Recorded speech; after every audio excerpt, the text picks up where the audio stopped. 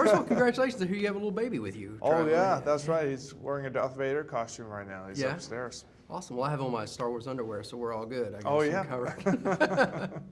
So you've had a few films to get the character under your belt and kind of work out some nuances, but getting into the role at the beginning, talk a little bit about because obviously you had a lot of source material to watch Chewbacca. What were some of the things about him that you said, I got to get this right, I've got to do this so that when we watch it, it's seamless. We just see that and say, hey, that's Chewie, either old or young. Right. Well, I have to contort my body a lot in order to fit the scenes and to make Chewbacca, because I have different dimensions to Peter Mayhew, and so I do a lot of like angling myself depending on where the camera is at, and just kind of dipping my head to give it that same kind of feel, and it shows in this film especially. I think I've gotten it down to where it's really hard for me to say if it could have been Peter Mayhew underneath that suit. And I'm really proud of this.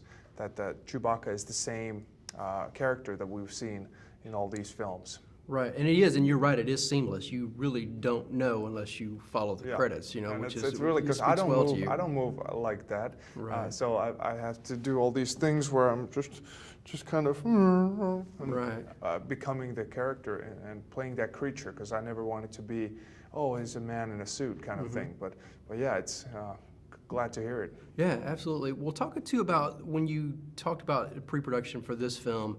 Does Chewbacca act different now, having just met Han Solo, compared to earlier films that you did where you guys had been buddies forever? Yeah. Was there nuances about him, about timidity, or how you interacted with the young Han compared to the old one? I approached playing Chewie like as if he was a dog found on the street, not really trusting anyone, and that was the kind of thing that I did for this film, I think. And it's kind of a withdrawn, not really easily excited Chewbacca.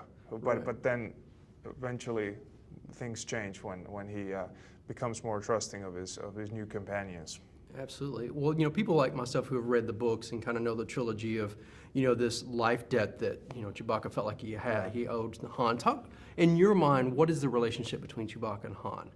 Either in this new, origin story, or even later on.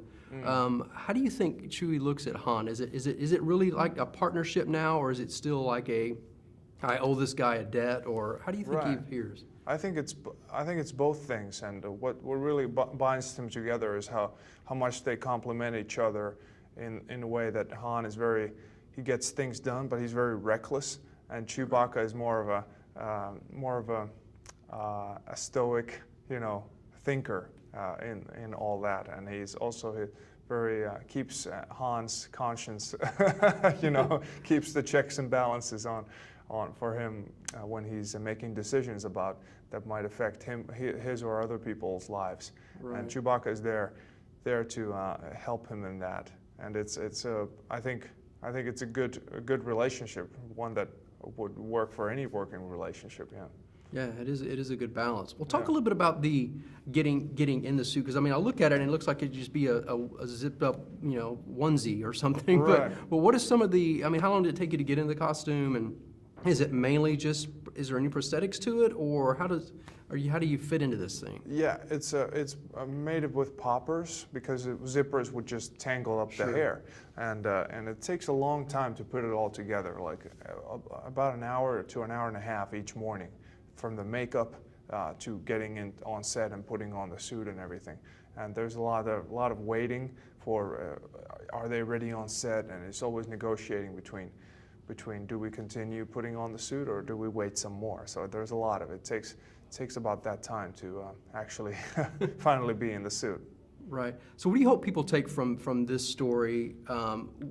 People who don't know the Star Wars story and they're seeing this young Han for the first time and his relationship to Chewie, what do you hope they take away from this? Is it just an action film, or just another Star Wars film, or is there something about the story and the camaraderie of these two people that you hope people get? I think this film is even if it wasn't a Star Wars film, it would still be an engaging, fun, emotional story that's really discusses about, talks about what we feel as humans, when we are in a place where we don't think we belong to, and we want to go somewhere, but the world is pulling us another way.